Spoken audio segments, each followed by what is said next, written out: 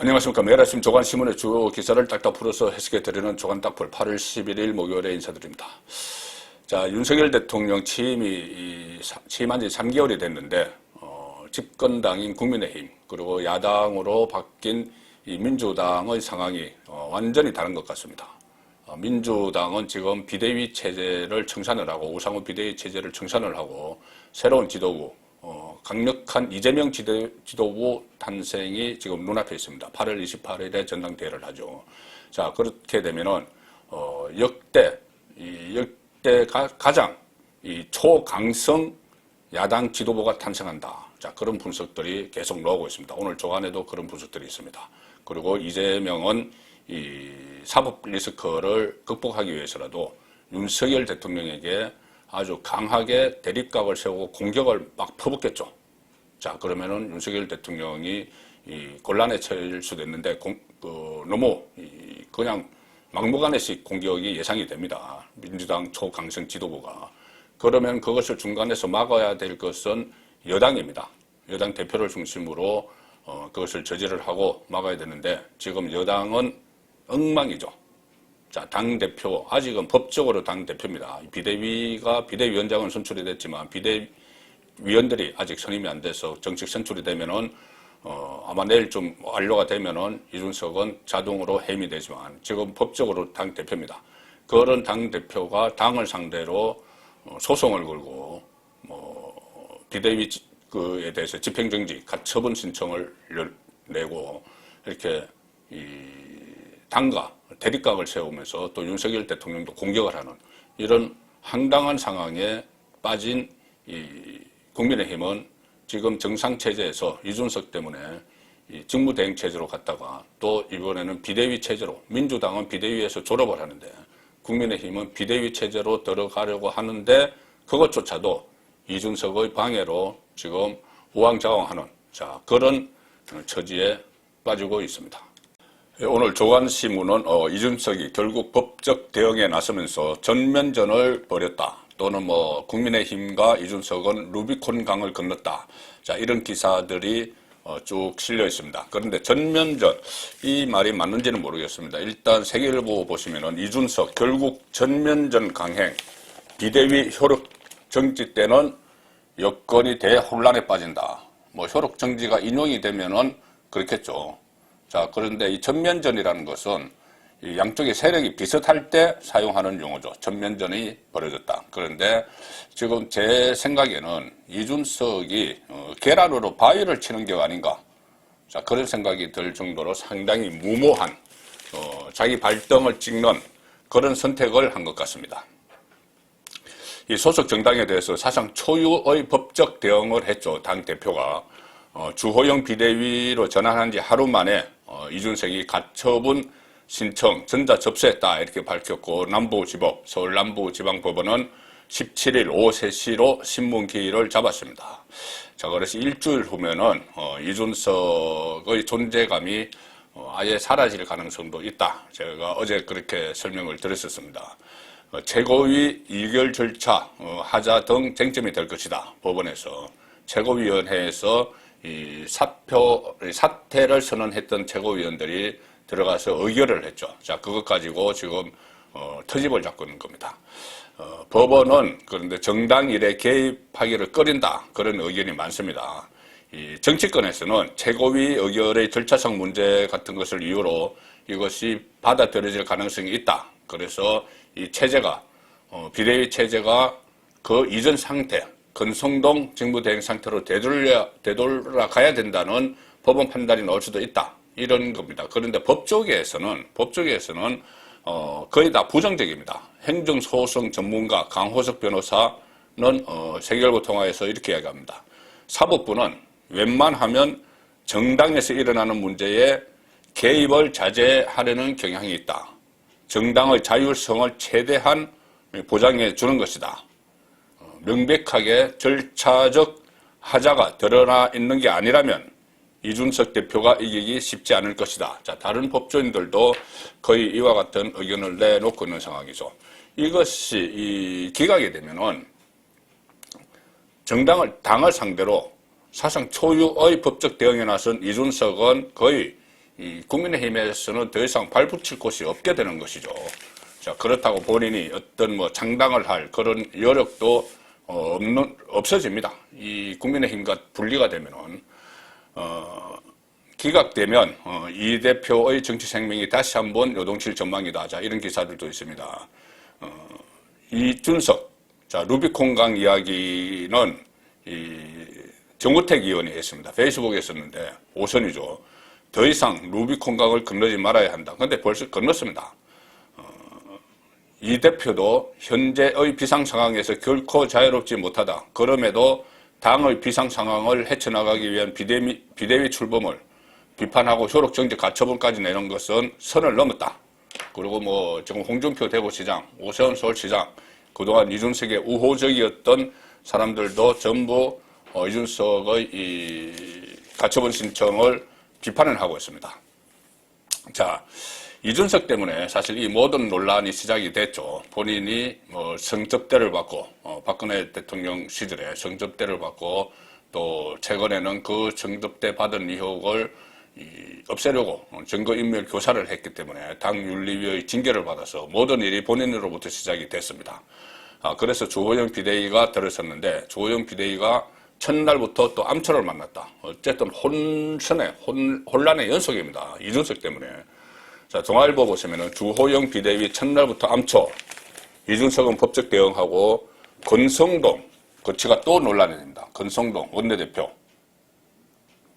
왜 그러냐면 이 비대위에는 이 원내대표와 이 정책위 의장이 자동으로 들어갑니다.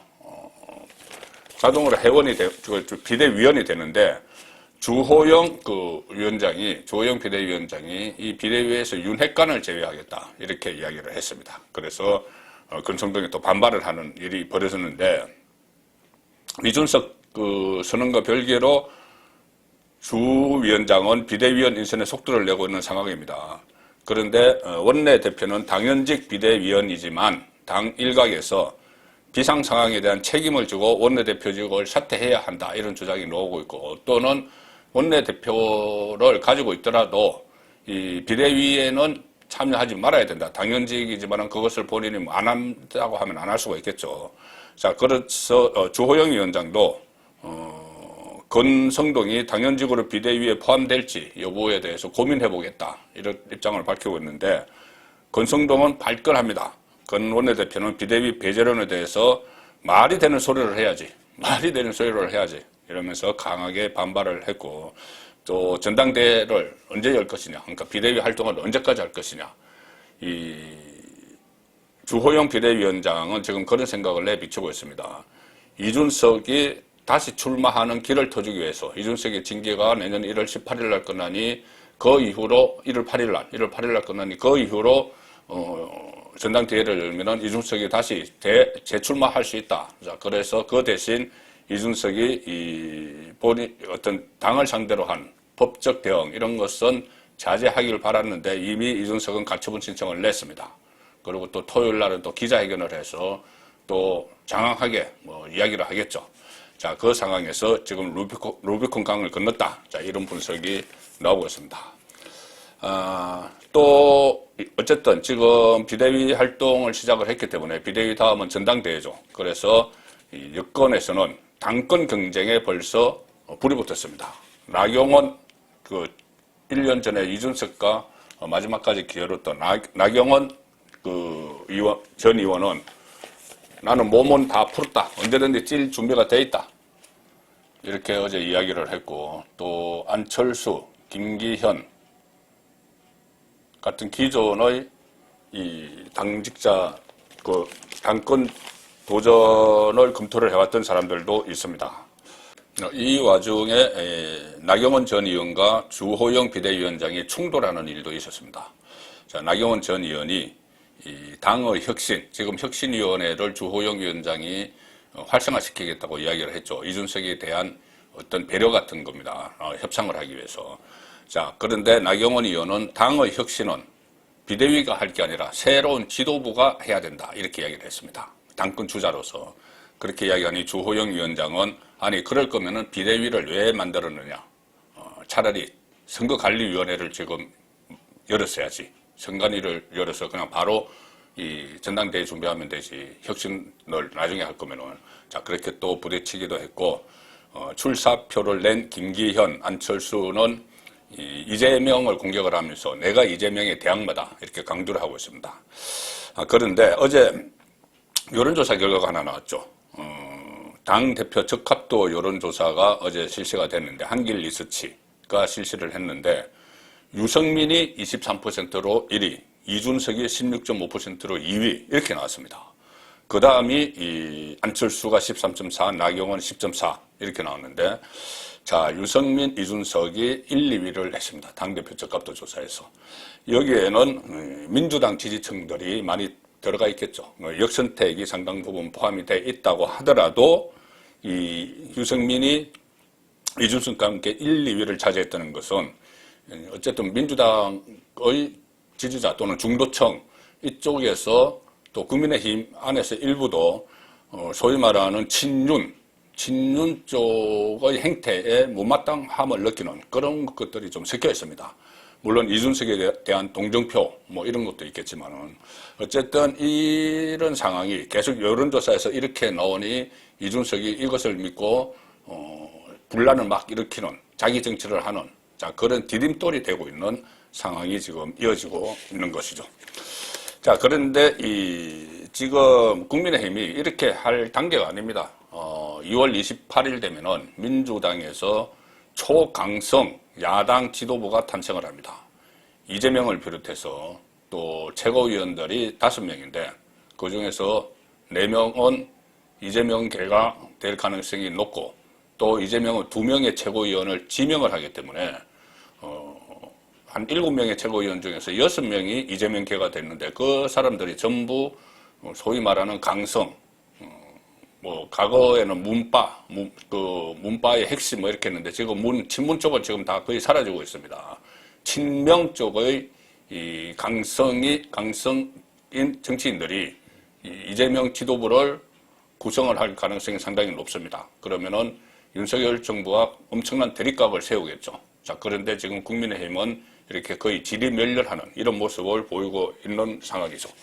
중앙일보는 일면에서 이재명의 민주당 견제 없는 초강성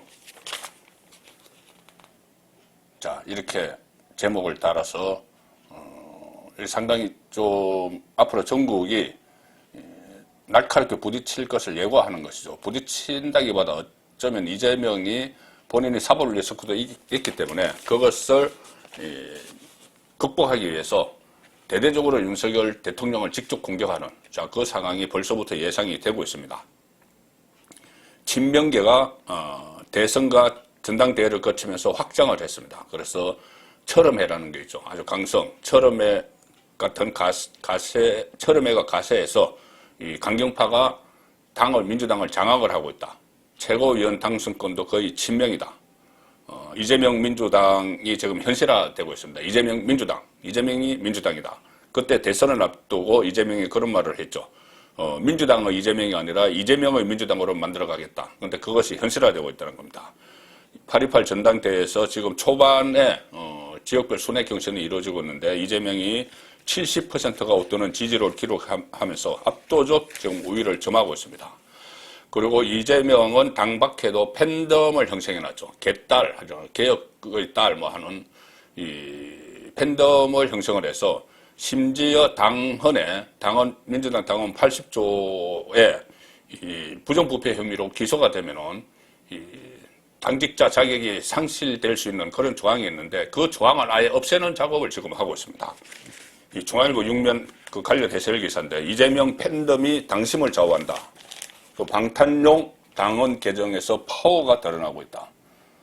자, 당헌 청원이란 걸 새로 만들었죠. 이걸 위해서 만든 겁니다. 그래서 5만 명 이상이 청원을 하면은 거기에 대해서 당의 입장을 내놓기로 돼 있는데 지금 개딸을 중심으로 7만 명이 청원에 동참을 했다고 합니다. 그래서 이재명을 지키기 위해서 당헌을 없애버리는 부정부패로 기소가 되면은 당직자 자격을 상실하는 그 조항을 없애버리는 작업까지 지금 하고 있습니다. 지금 민주당 안에서는 최소한 이재명이 무소불위죠. 못하는 게 없습니다. 개딸, 또 양아들 이런 집단으로 당헌을 당원으로 가입을 합니다. 그래서 7만여 명이 당원 80조 개정에 동의를 했다. 당대표와 함께 뽑는 최고위원 선거도 이재명 당의 면모를 강화시키는 요소입니다. 5명을 뽑는 최고위원회 정청래, 박찬대, 장경태, 서영교 이 4명이 들어갔습니다. 상당히 이 이름만 들어도 모든 사안에 대해서 극단적인 입장을 내놓는 그런 정치인들이죠. 그런 정치인들이 진보 좌파 성향의 정치인들이 지금 대거 들어가 있습니다.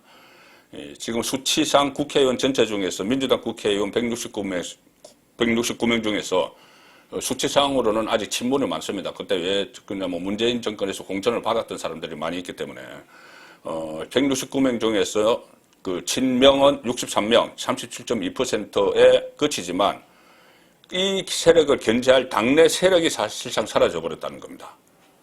그 친문계, 지리멸렬 하는 이 상황 때문에 이재명 당이 안착을 하고 있다. 자, 이런 분석인데 조선일보도 비슷한 그 기획 기사를 오늘 실었습니다. 조선일보 6면 보시면은 그 많던 친문은 어디로 갔느냐? 자기 대선 주자도 구심점도 없다. 자, 친문이 지금 전혀 역할을 못하고 있다. 그래서 뭐 김경수가 뭐 특사를 받으면은 김경수를 중심으로 뭉칠 것이다. 그런 뭐 말도 나오지만은 지금 워낙 이재명의 파워가 민주당 안에서 기세가 더 세기 때문에 그것도 만약에 뭐 석방이 된다고 해도 그것도 어렵다는 분석이 많이 나오고 있죠.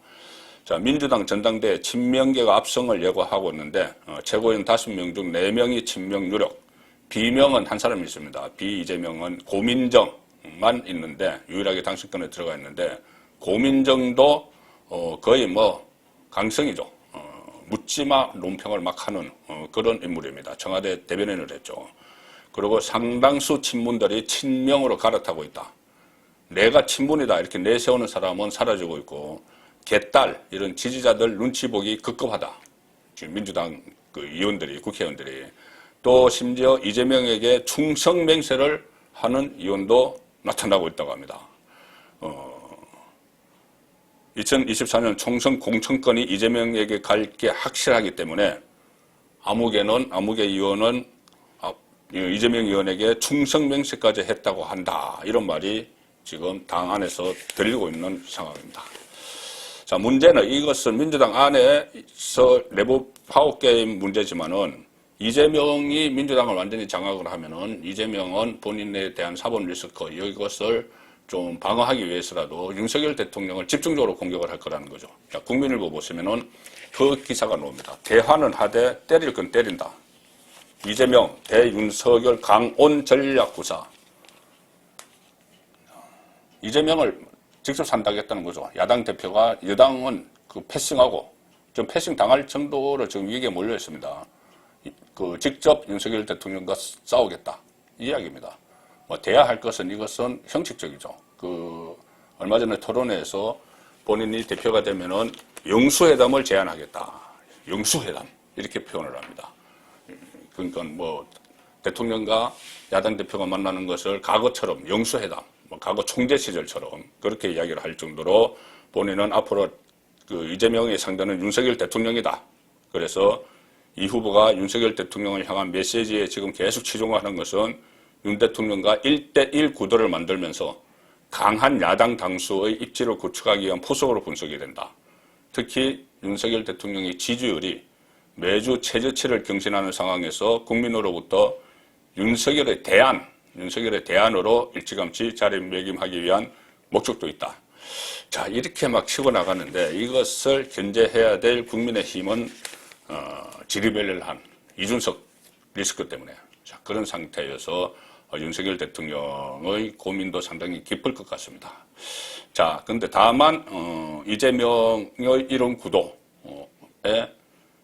차질을 빚게 만들 변수가 하나 있죠. 바로 수사입니다. 수사. 이재명을 둘러싼 한 10가지에 가까운 여러 가지 수사들입니다. 특히 그 경기도 그 법인카드 불법 사용과 관련해서 경찰이 부인 김혜경 씨 출석을 요구를 했죠. 그래서 현실화하는 이재명 사법 리스크 이렇게 한국일보가 분석을 했습니다. 자, 지금 곧 이 경찰이 검찰에 송치를 하게 되죠. 이 기소 의견을 달아서 송치를 할 가능성이 높은데 지금 김혜경을 소환을 하는 것을 보면은 그러면 그 법인카드의 주인이었던 이재명은 어떻게 될 것인가? 자, 그 부분이 또 관심인데 사실 이것은 그렇게 큰 중형을 받을 거는 아닌 것 같습니다. 다른 그 혐의에 비해서 그렇다는 거죠. 이재명의 다른 혐의에 비해서. 이재명 의원 부인 법인카드 유용 의혹으로 출석 요구를 받았습니다. 이재명 쪽에서는 망신 주기가 시작됐다. 이렇게 긴장을 하는 분위기다. 그리고 검찰은 지금 대장동 개발 특혜 의혹과 변호사비 대납 의혹을 수사를 하고 있죠. 경찰은 성남FC 후원금 의혹, 경기주택도시공사 합숙소 비성캠프 전용 의혹, 무료 변론에 따른 청탁금지법 위반 의혹, 백현동 옹덕 아파트 개발 특혜 의혹 등을 들여다보고 있다. 계속 들여다보고만 있으면 안 되겠죠. 본격적인 수사에 정치 일정과 관계없이 검찰과 경찰이 본격적인 수사에 나서야 하고 그것을 윤석열 정권에서 독려를 해야 됩니다. 윤석열 대통령이 당선이 될 때 정권 교체를 희망한 그 민심에 의해서 당선이 됐죠. 정권 교체를 희망한 것은 이 문재인 정권의 반칙과 특권 그리고 이재명의 여러 가지 비리 의혹 이것 때문에 정권 교체를 희망을 했기 때문에 거기에 대해서 윤석열 대통령이 호응을 해야 됩니다. 호응을 하게 되면 지지율도 올라갈 수가 있겠죠. 8월 11일 보내드린 조간 딱구리였습니다.